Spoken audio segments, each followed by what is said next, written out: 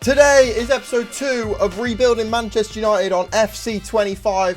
We have 5 seasons to get Manchester United back to the top of football and win the Champions League with them. Let's crack on to the second season. Let's see how much money we've been given by the board and let's get some big transfers in that are going to help us bridge the gap to Manchester City and the top teams in Europe.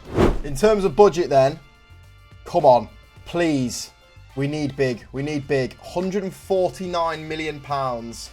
I'm not going to turn my nose up at it because it's £150 million, but how much can we really do with that? It's going to take more than 2 seasons this to bridge the gap. In terms of the 3 relegated clubs last season, we had Burnley, Sheffield United and Bournemouth, which is a little bit of a shock considering how well they've done in real life.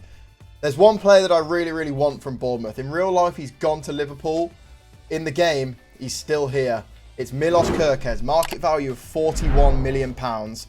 Let's see if we can get him for the region of 36. He's 84 rated at 22 years of age. People say that he looks like me.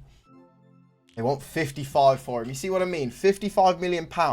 That's like a third of our budget gone, you know? So it's not actually as much money as we think it is on paper. £45 million. They want 47. See if we can get him for 45 and a half. We can. Okay, Milos Kerkez will be amazing. Yes, he is here, baby. Milos Kerkez signs for Manchester United for £44 million because of the way we play with the 5-back formation. It is vital we have good wing backs that can get up and down, that can put good crosses into the box. This man right here will be huge for Manchester United. Get in, what a signing, and it's an excellent deal. Now, because of the money that the board have given us, we are going to be fairly strict and try and get players out of the club that we don't really need. Manuel Ugarte goes to Newcastle United for £35 million. That is Milos Kerkez paid for already, and Manuel Ugarte only played about 10-12 games for us last season. Now the squad lacks depth in that position, but we've got a hefty chunk of money for him. In terms of signings, there's one man that I want. There's one man that really gets me going. And it is Benjamin Sesko, 85 rated at just 22 years of age. We're going to have to pay a lot of money for him. We're going to start the bidding at £60 million. We might get told to get out of the office. They want £77 million for Benjamin Sesko. 65 and you've got a deal. This would be a huge signing. 68. 68, it's going to happen. It's happening. Benjamin Sesko is looking like he's going to join Manchester United for £67 million. Let's go! This is the signing of the summer. This is the signing of the summer. Look at the media gagging for him. Benjamin Sesko, the 6'5", 22-year-old joins Manchester United for £67 million. He's on 100 grand a week. There's a lot of bonuses in that contract, which is how we've been able to get him down to 100 grand a week. This is huge. This is the signing that we needed. This is the transfer window that we needed. It started so well with Kerkez, with Sesko. We need to back it up and make a few more signings. Our new number 9, baby, he is here. And with the signing of Benjamin Sesko, and with us saying we're going to be ruthless and sell players that are not needed, Joshua Zirkzee makes his way out of Manchester United. He was a backup to Rasmus Højlund last year, scored the odd goal for us. I think he got 7 or 8 goals. That's just not enough for where we need to be able to compete in the Champions League. Joshua Zirkzee leaves Manchester United and heads to Fulham for a fee of £25 million. For a man that only got 7 or 8 goals last season, that's some serious business. Unfortunately, we haven't been able to revive Antony's career. He doesn't really fit the system. We're playing with wing backs. We're playing with 2 central midfielders, a number 10 and 2 number 9s. Antony's an out-and-out winger. He doesn't really fit this system. He's not good enough defensively to play a wing back.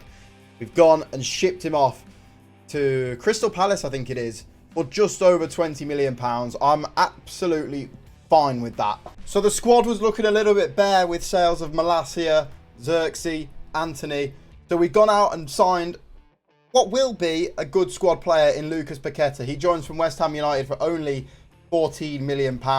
he'll sit on the bench. He'll come into certain games and really affect it. A very good player with still a few years left for not too much money at all. Good deal. And as well as Lucas Paqueta coming in, we also went out and signed Jed Spence from Nottingham Forest for just over £25 million.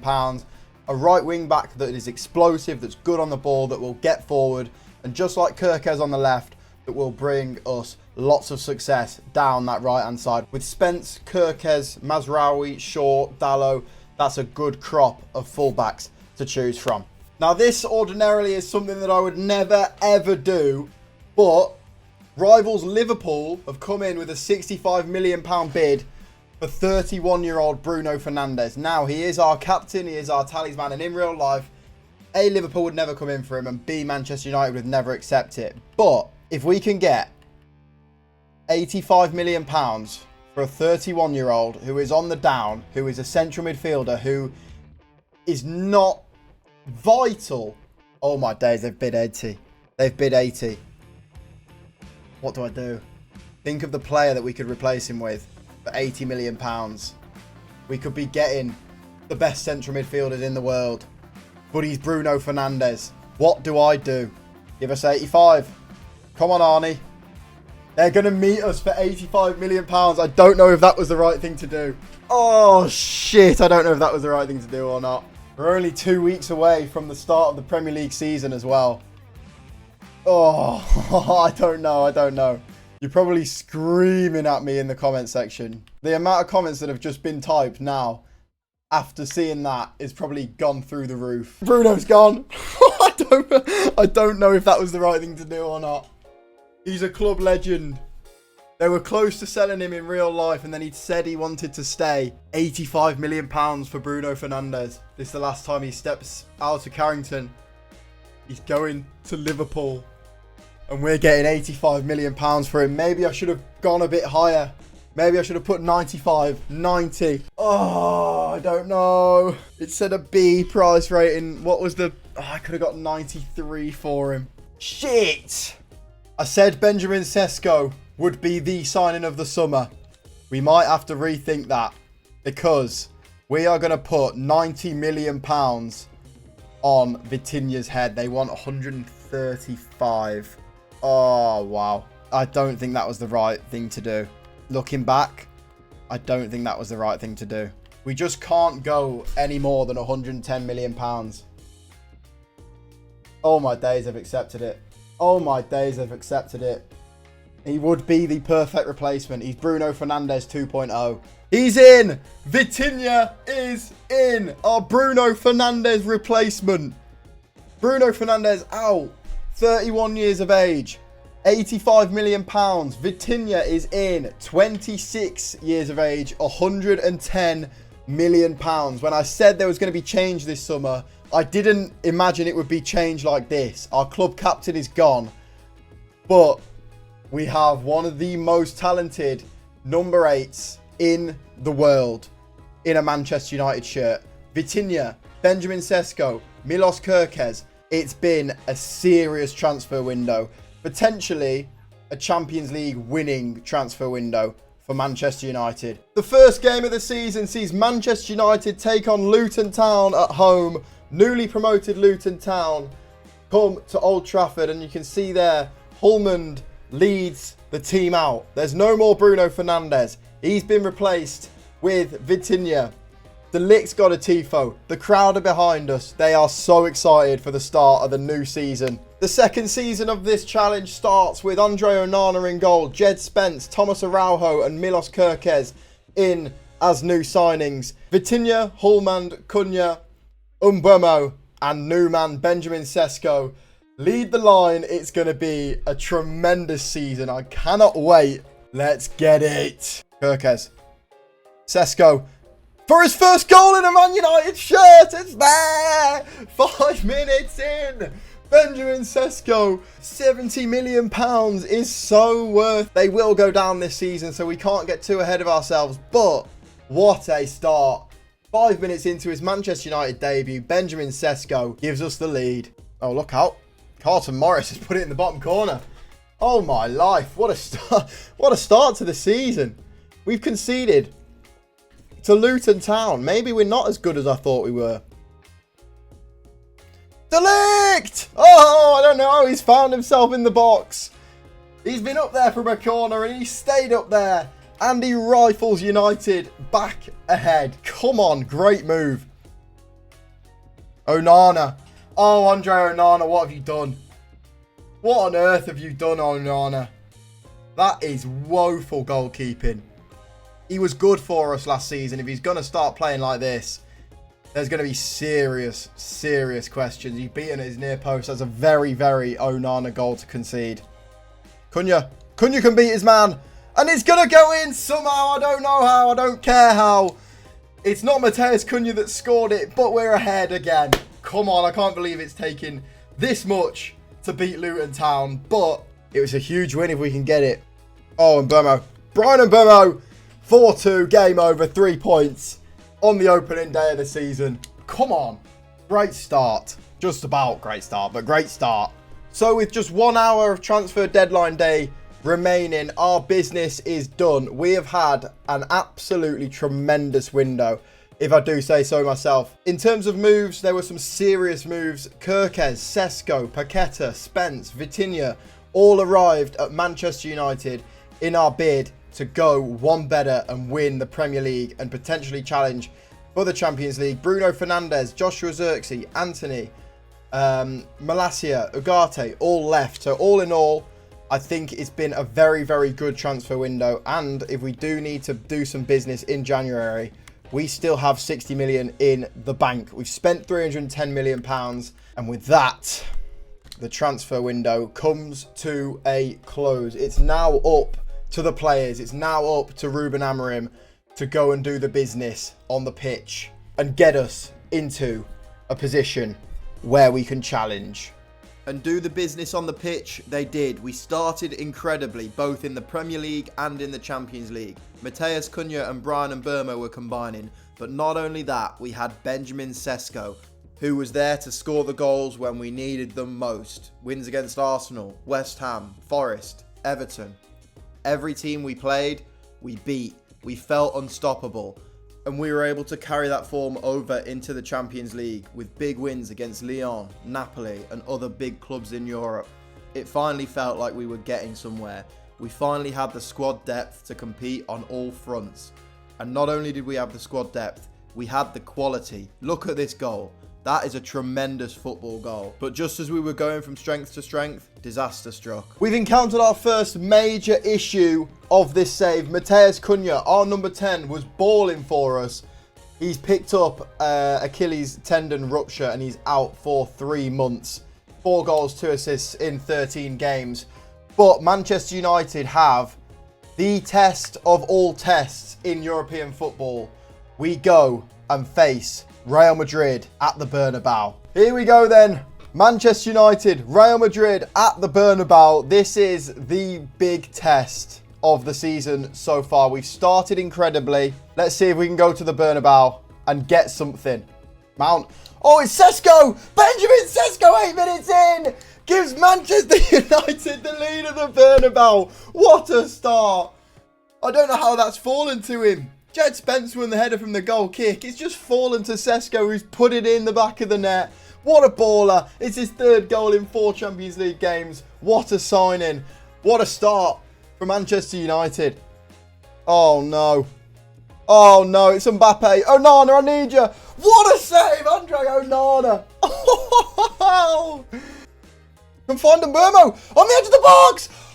Oh, my days. Brian Mbeumo. That is a gilt-edged chance. Win the ball. Oh, it's going to drop to Mbappe. No way it's dropped to Mbappe like that. We were defending for our lives so well. Oh, De Ligt. How have you not won that header? Was it De Ligt? It was. How has De Ligt won the header and it's fallen straight to Mbappe? Oh, we were so good in the first half. Oh, unless Dorgu can find Sesko. Benjamin Sesko has won it at the end. Yes. Oh my life, what a turn of events. Patrick Dorgu off the bench, wins the ball, sends it to Benjamin Sesko, who calmly gets his second of the game. Look at this finish on his right foot. Down low, Courtois, no chance. Get in. We're taking all 3 points from the best team in Europe. What a win. What a performance. We took that win and the confidence from that win on into the Premier League, and having had a bit of a down spell when that Cunha injury occurred, we were able to bounce back and get wins over Fulham. We were able to scrape a draw against Aston Villa, who are really, really good in this save. And then we were able to go to Chelsea and get a really, really strong win against a really good Chelsea side, which just shows where we're at. We're able to compete with the good teams and have some really standout victories, but we just need to find a bit more consistency against the teams a bit further down in the table. So as we reach the January transfer window, we find ourselves 5th in the Premier League. Not the best showing at the moment. Now, when Matheus Cunha got injured 2.5, 3 months ago, we were joint top.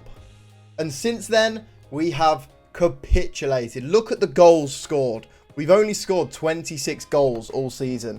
That's tied with Palace in 8th, West Ham in 9th, Southampton in 10th. You know, we're not scoring enough goals. And yes, Matheus Cunha is injured, but there's a clear area that we need to improve on in the January transfer window. As for the Champions League, we started really well. We're top of that, and we still currently sit 2nd, so we're not doing too badly. We will advance to the knockouts, which is good. Now we have £60 million in the kitty to try and bring in someone that's going to improve this team. What areas do we need to improve? You know what? By rating, we need a number 10. We need a number 10. Cunha's been all right, but by rating, he's only 82 rated. Everyone else around him is 86, 85, 89. £60 million on a number 10. Ooh, let's cook. We're heading over to the home of the best midfielders in the world. We're heading over to Spain to speak to Barcelona about the possibility of taking Dani Olmo off their hands. We've got £59 million. Could we potentially do something and blow all our budget? No. He's wasted his time, apparently. Oh my life. Oh my life. Okay.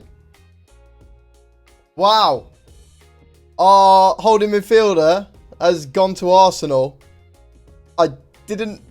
He had a release clause of £100 million and Arsenal have come and paid that. Okay, I didn't know that. I just knew he had it in his contract and I knew that Arsenal had made an approach. I didn't know it would go through like that. Morten Hulmand has gone to Arsenal for £100 million. Bad negotiation. Wow. Okay. Yeah. All right. Now we need to work our magic. We need a 10 and we need a 6. That does mean, however, that we have £157 million. So let's do some buying. I did not expect January to be this busy. I thought January would be over pretty quickly. That was a huge spanner in the works. I did not expect that at all. But just like when Casemiro left, we have had a sort of ready-made replacement on our shortlist for a little while. And he goes by the name of Kefren Turam. We can get him for about £40 million. We're going to start the offer at 43. That's more than reasonable. We can sell Hulmand for £100 million, replace him with Kefren Turam, who's 25, a few years younger, better defensively than Hulmand was, just not as well-rounded. I think that would be brilliant, brilliant business. Oh yeah, baby! Get in, Turam. He is here. Hulmand out for £100 million. Turam in for £42 million. Huge bit of business for Manchester United. What we thought was a disaster in our number 6 getting nicked for £100 million as release clause has actually turned in to what I think is one of the best bits of business you'll see all season. Huge signing. Come on. And with the extra profit that we've got from the Hulmand sale, we are going to go and try and poach Xavi Simons from Leipzig. They want £157 million. Okay, no. We're never, ever going to be able to do that. The other option that we thought of is a younger player that can sort of develop but is also still class at the moment. It's Arda Güler, who's actually gone to Crystal Palace in this. If we can get him for £50 million, At 84 rated at 21 years of age. I want 70 for him. Okay, see, this is more affordable for us. £65 million it is for Arda Güler. The problem is he going to win us a Champions League this season? No. A Dani Olmo would. That's the problem. But you look at Güler's stats. He looks phenomenal. And here he is. Arda Güler, 21 years of age from Crystal Palace. The once Real Madrid wonder kid is in at Manchester United. He will play a backup, or him and Cunha will have to rotate, and they'll try and find a spot on the pitch for both of them. I don't know how it's going to work. We'll cross that bridge when we get to it. But having Holman poached for £100 million release clause and be able to get Thuram and Güler in for less than Arsenal spent on Holman, absolutely phenomenal business. Really, really good. And just like that, our January transfer window comes to a close. I was going to say a fairly quiet one, and then I thought back, it wasn't quiet at all. Having our main holding midfielder nicked and then being able to replace him with Thuram and Arda Güler, I'd say overall it's been a very, very decent January transfer window. We need a huge second half of the season because we are off the pace at the moment. Really, really off the pace. In the Premier League, we sit in 5th, 13 points off the top of the table. And then in the Champions League, we finish 4th in the league phase. So we do have a bye into the quarterfinals. We need a big second half of the season. Come on, lads, go out there and do the business. We asked for a big second half of the season, and unfortunately it didn't really deliver. We were still getting wins, we were still scoring a fair few goals. The January transfer window had given us a big shock as a club. You know, we'd lost our number 6. We were trying to bed in the new players that we had signed, and unfortunately we just couldn't really find that consistency. We were having to scrape draws and come from behind against bottom of the table Luton Town. And just overall, it just felt like something was missing. We were struggling in the Premier League. However, in the Champions League, we still had enough in the tank. We rose to the occasion. The big nights under the lights at Old Trafford, we were still able to do the business. Things at Manchester United have not gone as planned this season. In the Premier League, we currently sit in 6th. We are 3 points off Spurs in 4th, and we do have a game in hand. So the run into the Premier League is going to be huge. It's hugely important, but in the Champions League, things have gone a little bit better than we thought they would. We are currently in the semi-finals, and we are 2-1 down to Barcelona. Brian Mbeumo is suspended, but let's head into the second leg and see if we can help Manchester United into the final of the Champions League. Of course, the challenge for these 5 seasons was to win the Champions League. If we win the Champions League without winning the Premier League, we will go until we've won both of them. But we've got a game to win here against Barcelona, away from home. Come on, the boys. No, Lewandowski, free header, great save, Onana. That is a huge save.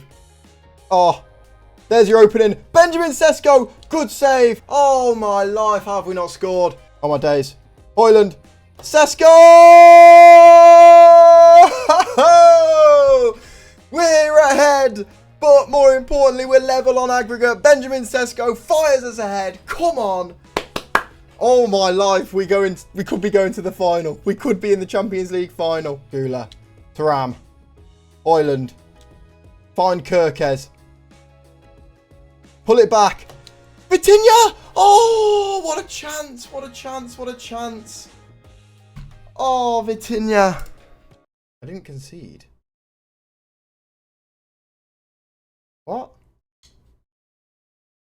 I didn't concede. I won the game 1-0.